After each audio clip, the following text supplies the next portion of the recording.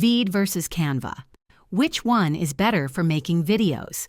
Hey guys, in this video I'm going to compare VEED.io and Canva, two platforms a lot of creators are using to make videos, especially if you're not an editor but still want something professional looking. Let's start with Canva. It's known for design, but now it has solid video tools too. If you're already using Canva for social media or presentations, you'll feel right at home. It's great for quick visual content, like Reels, TikToks, or YouTube Shorts. But when it comes to real video editing, trimming, transitions, audio control, it's more basic. Now let's talk about VEED. VEED is built for video by video creators. It gives you more powerful tools, like auto subtitles, voiceovers, advanced trimming, and timeline editing.